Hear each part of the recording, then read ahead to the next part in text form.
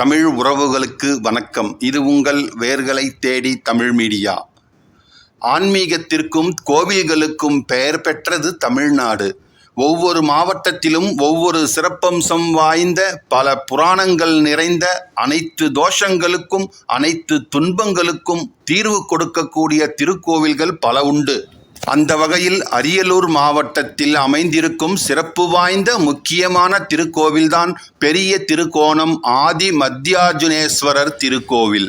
1000 ஆண்டு வரலாற்று சுவடுகளை தன்னகத்தே வைத்திருக்கும் இந்த திருக்கோவிலில் கடந்த 2026 வைகாசி மாதம் 31ஆம் தேதி அமாவாசை ஞாயிற்றுக்கிழமை தினம் அன்று சேலம் எடப்பாடி திருமூலர் 108 மூலிகை அபிஷேக அறக்கட்டளை சார்பாக 108 மூலிகைகளை கொண்டு சிறப்பு அபிஷேகம் நடைபெற்றது. அந்த சிறப்பு மூலிகை அபிஷேகத்தை நேரடியாக படம் பிடித்து உங்களுக்கு இந்த காணொளி மூலம் வழங்கி இருக்கிறேன்.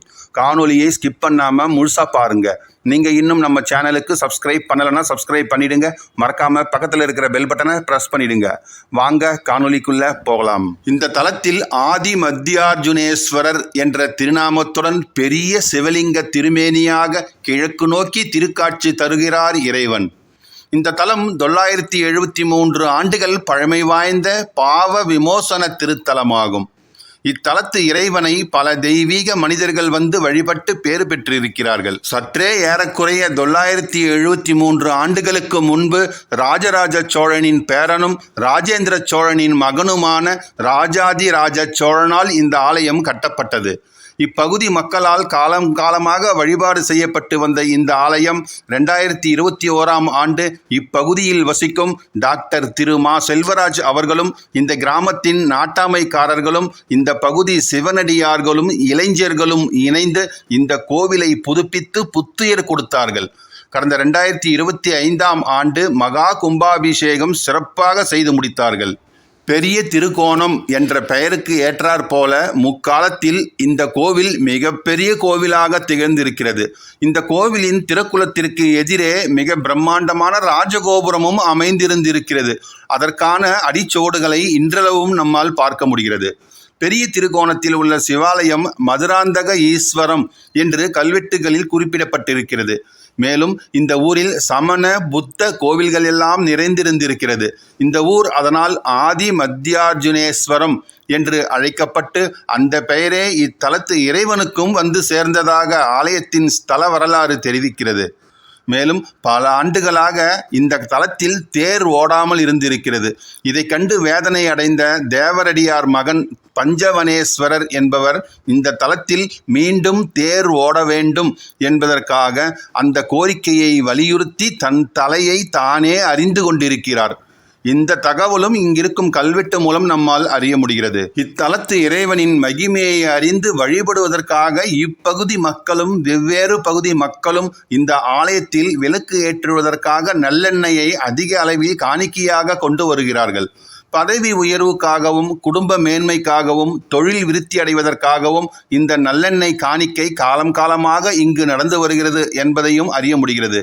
இந்த தலத்து இறைவனை அமாவாசை பௌர்ணமி ஆகிய தினத்தில் பாலுடன் பூஜை செய்து நல்லெண்ணெய் வில்வம் மரிக்கொழுந்து கொன்றை மலர்களுடன் அர்ச்சித்து வழிபட்டு வந்தால் பாவம் சாபம் எல்லாம் நீங்கும் என்பதும் பதவி உயர்வு கிடைக்கும் என்பதும் குடும்பம் மேன்மை அடையும் என்பதும் தொழில் விருத்தி அடையும் என்பதும் திருமண தடைகள் நீங்கும் என்பதும் குழந்தை பேறு கிடைக்கும் என்பதும் பிணிகள் நீங்கி சகல ஐஸ்வர்யங்களும் பெருகும் என்பதும் இத்தலத்து ஐதீகமாகும். இத்தனை சிறப்பு பெற்ற இந்த ஆலயத்திற்கு மேலும் சிறப்பு கூட்டுவதற்காக சேலம் எடப்பாடி திருமூலர் 108 மூலிகை அபிஷேக அறக்கட்டளை சார்பாக அமாவாசை தினத்தன்று சிறப்பு மூலிகை அபிஷேகம் நடைபெற்றது. இந்த தெய்வீக இயற்கை மூலிகை அபிஷேகம் நடைபெற்ற ஆலயத்து இறைவனை தொடர்ந்து ஒரு மனிதன் வழிபட்டு வந்தால் முப்பிணிகளும் அதாவது கர்ம வினைகள் எல்லாம் தீர்ந்து இறுதியில் மோட்சம் என்பது திருமூலரின் திருவாக்காகும். மூலிகை அபிஷேகம் செய்விப்பதற்காக அறக்கட்டளை சார்பாக வந்திருந்த அறக்கட்டளை நிறுவனர் திரு வெங்கடேசன் ஐயா அவர்களுக்கும் அறக்கட்டளையை சார்ந்த சிவனடியார்களுக்கும் இப்பகுதி நாட்டாமைக்காரர்களும் மற்றும் சிவாச்சாரியார் அவர்களும் இணைந்து பொன்னாடை போர்த்தி ஆலயத்திற்குள் வரவேற்றார்கள்.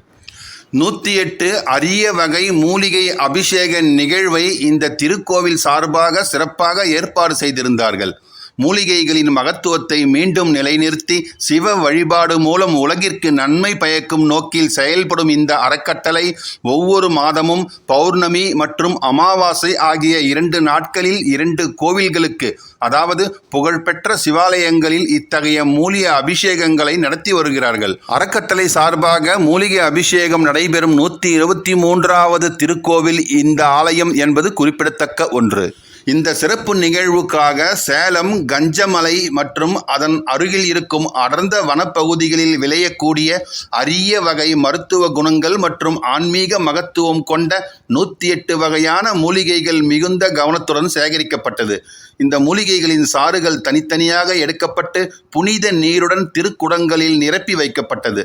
முன்னதாக உற்சவ மூர்த்திகளுக்கு பால், தயிர், சந்தனம், பன்னீர், இளநீர், தேன் உள்ளிட்ட பல்வேறு திரவியங்களால் சிறப்பு அபிஷேகங்கள் நடைபெற்றது. அதைத் தொடர்ந்து மூலிகை அபிஷேகத்திற்காக தயாரான 108 மூலிகை சாறு குடங்கள் திருக்கோவிலின் பிரகாரங்களை சுற்றி சிறப்பு ஊர்வலமாக பக்தர்களுடன் சேர்ந்து எடுத்து வரப்பட்டது. வேத மந்திரங்கள் முழங்க சிவனடியார்கள் மற்றும் பக்தர்கள் பக்தி பரவசத்துடன் இந்த ஊர்வலத்தில் கலந்து கொண்டார்கள்.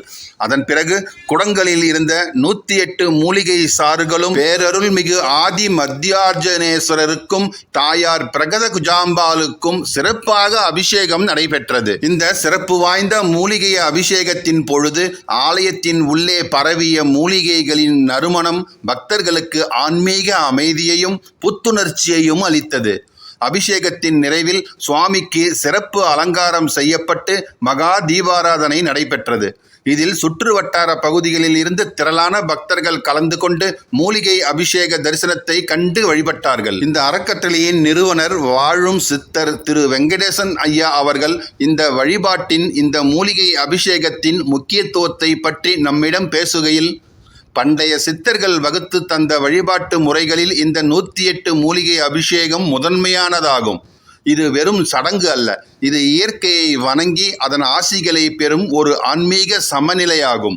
சித்தர்கள் வாக்குப்படி இந்த வகையான மூலிகை அபிஷேகம் செய்வதால் மழை வளம் பெருகி நீர் ஆதாரம் மேம்படும், பொதுமக்களின் துன்பங்கள் நீங்கி ஆரோக்கியம் உண்டாகும், உலகமும் அனைத்து உயிரினங்களும் நன்மை அடையும் என்றெல்லாம் தெரிவித்தார். இந்த மூலிகை அபிஷேகத்தின் மூலம் எழும் புனித அதிர்வுகள் சுற்றுப்புறத்தில் உள்ள இயற்கை வளத்தை மேம்படுத்தி காலநிலை மாற்றத்தால் ஏற்படும் பாதிப்புகளை குறைக்கும் ஆற்றல் கொண்டதாக கருதப்படுகிறது என்பதையும் அவர் தெரிவித்தார். திருமூலர் சித்தரின் திருவுல பாங்கின்படி உருவானதுதான் சேலம் எடப்பாடி திருமூலர் 108 மூலிகை அபிஷேக அறக்கட்டளை என்பது குறிப்பிடத்தக்க ஒன்று. திருமூலர் சித்தர் யார் என்பதை தமிழர்கள் அனைவரும் அறிவார்கள். திருமூலர் சித்தரின் சிறப்புகள் சொல்லும் தரத்தன்று. ஆம், அதனால் அவருடைய பெயர் உருவான வரலாற்றை மட்டும் இந்த தருணத்தில் நான் உங்களிடம் பகிர்ந்து கொள்கிறேன். திருக்கயிலையில் சுத்த சதாசிவர் சுந்தரநாதர் என்ற பெயருடன் திகழ்ந்தவர்தான் திருமூலர். திருமால், பிரம்மா, இந்திரன் முதலிய தேவர்களுக்கு நெறி அருளும் அசையா சக்தியாக இருக்கும் இறைவனையே குருவாக பெற்றவர் திருமூலர். இறைவனின் திருவருளால் அவரின் திருவடியில் இருந்த 8 யோகிகளுள் முதன்மையானவர்தான் திருமூலர். மீதியுள்ள 7 பேர்தான் சனகர், சனந்தனர், சனாதனர், சனற்குமாரர், சிவயோக மாமுனிவர், பதஞ்சலி, வியாகிராமர் என்பது நாம் அறிந்த ஒன்று. அட்டமா சித்திகளை கைவர பெற்றவர் திருமூலர். இவருக்கு 7 சீடர்கள் இருக்கிறார்கள். அவர்களுடைய பெயர்கள்தான் மாலாங்கன், இந்திரன், சோமன், பிரம்மன், உருத்திரன், காலங்கிநாதன், கஞ்சமலையான் என்பதையும் நம்மால் அறிய முடிகிறது. எண்ணிலடங்காத கோடிக்கணக்கான ஆண்டுகள் தம்முடைய சொந்த உடலுடனேயே இறைவனின் திருவடிக்கு கீழே இரவு பகல் இல்லாத இடத்தில், அதாவது சூட்சும வெளியில் அமர்ந்திருக்கிறார் திருமூலர்.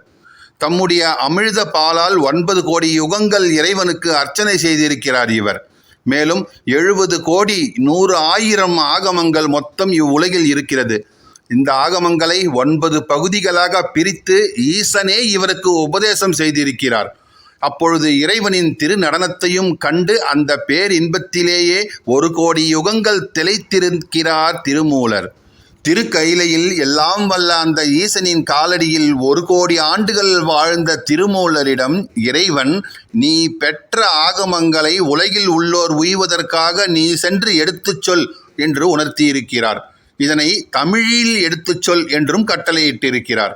இறைவனின் கட்டளையை நிறைவேற்றுவதற்காக யான் பெற்ற இன்பம் அனைவரும் பெற வேண்டும் என்பதற்காக, இந்த உலகம் உய்வதற்காக இறைவன் உலகத்தில் வைத்திருக்கும் ரூபங்களையெல்லாம் பார்க்க வேண்டும் என்ற எண்ணத்துடன், அகத்தியரையும் காண வேண்டும் என்ற எண்ணத்துடன் இந்த உலகத்திற்கு வருகிறார் திருமூலர். அதாவது இறைவன் இருக்கும் திருக்கைலைக்கும் இந்த பூ உலகத்திற்கும் நடுவில் சூட்சும வழி ஒன்று இருக்கிறது. அந்த வழியாக இந்த உலகத்திற்குள் தனது சொந்த உடலுடன் வந்திருக்கிறார் திருமூலர். திருமூலர் பசுபதிநாத், அதாவது திருக்கேதாரம், கங்கை கரை வழியாக தென்னாட்டில் இருக்கும் காளஹஸ்திக்கு வந்திருக்கிறார். அங்கிருந்து திருவாலங்காடு, பிறகு காஞ்சிபுரம் ஏகாம்பரநாதரை தரிசித்துவிட்டு அங்கிருந்த முனிவர்களோடு கலந்துரையாடி இருக்கிறார். அதன் பிறகு திருவதிகை வந்து அங்கிருக்கும் இறைவனை தரிசனம் செய்கிறார்.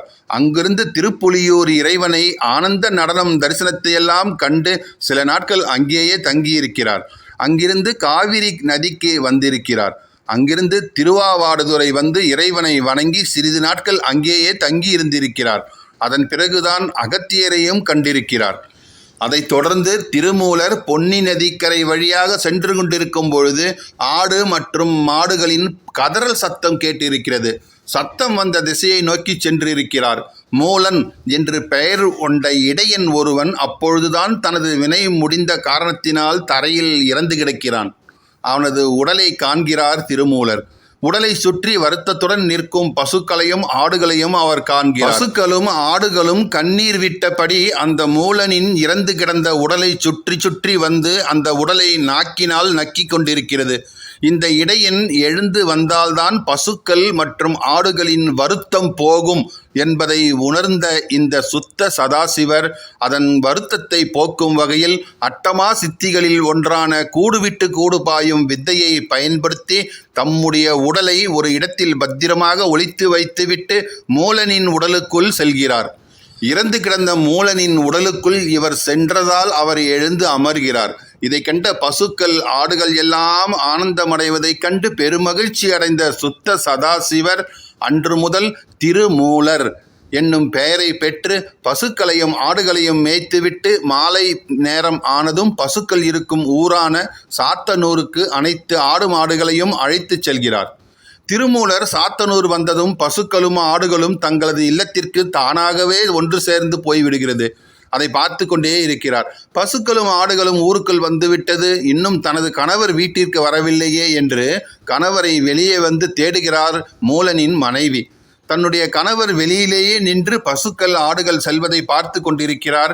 இதனை கண்ட மூலனின் மனைவி வீட்டிற்குள் வாருங்கள் என்று திருமூலரின் கையை பிடித்து அழைக்க முயற்சிக்கிறாள். அப்பொழுது திருமூலர், நான் உனது கணவன் கிடையாது, உனது கணவன் உடலில் இருக்கும் சிவ யோகிதான் நான், உனக்கும் எனக்கும் எந்தவித சம்பந்தமும் இல்லை என்று கூறுகிறார். திருமூலரின் வார்த்தைகளை கேட்ட மனைவி அவரது வார்த்தைக்கு கட்டுப்பட்டார். அதனைத் தொடர்ந்து திருமூலரும் அந்த பகுதியில் இருந்த ஒரு மடத்திற்கு சென்று அங்கே தங்கிவிடுகிறார். மூலனின் மனைவிக்கு இரவு முழுவதும் தூங்காமல் வருத்தத்துடன் அழுது கொண்டே இருக்கிறாள். காலை விடிந்ததும் ஊரில் உள்ள அந்தணர்களிடம் செய்தியை சொல்லி தன் கணவனை வீட்டிற்கு வரச் சொல்லுமாறு வேண்டுகிறாள். அந்தணர்கள் பலரும் ஒன்று சேர்ந்து மூலன் இருப்பிடத்திற்கு வந்து சேர்கிறார்கள். மூலனை வீட்டிற்கு ஏன் செல்ல மறுக்கிறாய் என்று கேட்கிறார்கள். அதற்கு அவர், நான் மூலன் கிடையாது, மூலன் நேற்றே இறந்து விட்டான், அவனது உடலில் இருக்கும் சித்த யோகிதான் நான், கூடுவிட்டு கூடு பாய்ந்து இந்த உடலில் வந்திருக்கிறேன். வருத்தத்துடன் இருந்த பசுக்கள் மற்றும் ஆடுகளுக்காக அந்த மூலனின் உடலுக்குள் நான் வந்தேன். விரைவில் இந்த உடலையும் விட்டு எனது உடலுக்குள் சென்று விடுவேன் என்று கூறுகிறார். இதனை அந்த ஊர் அந்தணர்கள் நம்ப மறுக்கிறார்கள். தன் சொல்லை மெய்ப்பிப்பதற்காக அருகாமையில் பார்க்கிறார். அங்கே ஒரு ஆடு ஒன்று இறந்து கிடக்கிறது. உடனே இந்த உடலை விட்டு ஆட்டின் உடலுக்குள் கூடு விட்டு கூடு பாய்ந்து விடுகிறார் திருமூலர். அதன் பிறகு மீண்டும் மூலனின் உடலுக்குள் வந்து விடுகிறார். இந்த அதிசயத்தை கண்ட அந்தணர்கள் வந்திருப்பது மூலன் கிடையாது, சித்த யோகிதான் என்பதை உணர்ந்து மூலனின் மனைவிக்கு ஆறுதல் சொல்லி வீட்டிற்கு அனுப்பிவிடுகிறார்கள். அதன் பிறகு வந்திருப்பவர் சித்த யோகி என்பதை அறிந்து கொண்ட அந்தணர்கள் அவரிடம் பல கேள்விகள் கேட்டு தங்களின் சந்தேகங்களையெல்லாம் நிவர்த்தி செய்து கொள்கிறார்கள். திருமூலர் சாத்தனூரில் இருந்து கிளம்பி மீண்டும் பொன்னி நதிக்கரைக்கு வந்து தன் உடல் மறைத்து வைத்திருந்த அந்த இடத்திற்கு வந்து பார்க்கிறார். அங்கு தன் உடலை காணவில்லை. தன் உடலை தேடிய திருமூலர் தன் உடல் கிடைக்காததால் தன்னுடைய ஞான திருஷ்டியில் என்ன நடந்தது என்பதை அறிகிறார். இந்த உடலிலேயே இருந்து கொண்டு வேதங்களையும் ஆகமங்களையும் தமிழில் தொகுத்து அளிப்பதற்காக இறைவன் தன்னுடைய உடலை மறைத்து வைத்து விடுகிறார் என்பதை உணர்ந்து இறைவனின் எண்ணத்தை அப்படியே நிறைவேற்ற சித்தம் கொள்கிறார் திருமூலர். இவ்வாறாக இறைவன் அருளால் திருமூலர் அவர்களால் திரு வெங்கடேசன் ஐயா அவர்களுக்கு நேரடியாக உணர்த்தப்பட்ட ஒரு நிகழ்வுதான் 108 மூலிகைகளின் ரகசியங்கள். அந்த 108 மூலிகைகளில் 108 தேவதைகள் வாசம் செய்கிறார்கள். அந்த 108 மூலிகைகளை சேகரித்து ஒவ்வொரு சிவாலயங்களுக்கும் மூலிகை அபிஷேகம் செய்விக்க வேண்டும் என்பது திருமூலரின் நேரடி ஆணை. அந்த ஆணையை அப்படியே ஏற்று கடந்த 2021 ஆண்டு முதல் இன்று வரை 108 மூலிகைகளை சேகரித்து ஒவ்வொரு சிவாலயங்களுக்கும் நேரடியாக சென்று மூலிகை அபிஷேகத்தினை நடத்தி வருகிறார் திருமூலர் 108 மூலிகை அபிஷேக அறக்கட்டளை நிறுவனர் திரு வெங்கடேசன் ஐயா அவர்கள். மேலும் இந்த நிகழ்வு பழமையான சைவ சமய வழிபாட்டு முறைகளையும் மூலிகைகளின் முக்கியத்துவத்தையும் இளைய தலைமுறையினரிடம் கொண்டு சேர்க்கும் ஒரு மாபெரும் முயற்சியாகும். அரியலூரில் இருந்து முட்டுவாஞ்சேரி செல்லும் சாலையில் சரியாக 20 கிலோமீட்டர் தொலைவில் அமைந்திருக்கிறது பெரிய திருக்கோணம் ஆதி மத்தியார்ஜுனேஸ்வரர் திருக்கோவில். இந்த ஆலயத்தில் நடைபெற்ற மூலிகை அபிஷேகத்தில் கலந்து கொண்ட பக்தர்கள் ஆலய நிர்வாகத்திற்கும் திருமூலர் மூலிகை அபிஷேக அறக்கட்டளையினருக்கும் தங்கள் நன்றியையும் பாராட்டுகளையும் தெரிவித்துவிட்டு இறைவனுக்கும் இறைவிக்கும் அபிஷேகம் செய்யப்பட்ட அந்த மூலிகையை அருட்பிரசாதமாக பெற்றுக்கொண்டு புறப்பட்டு சென்றார்கள் என்பதை தெரிவித்துக் கொண்டு உங்களிடமிருந்து விடைபெறுகிறேன். இந்த காணொளி உங்களுக்கு பிடித்திருந்தால் லைக் பண்ணுங்க, ஷேர் பண்ணுங்க, மறக்காம உங்கள் கருத்துக்களை கமெண்ட் பாக்ஸில் கமெண்ட் பண்ணுங்க. நன்றி, வணக்கம்.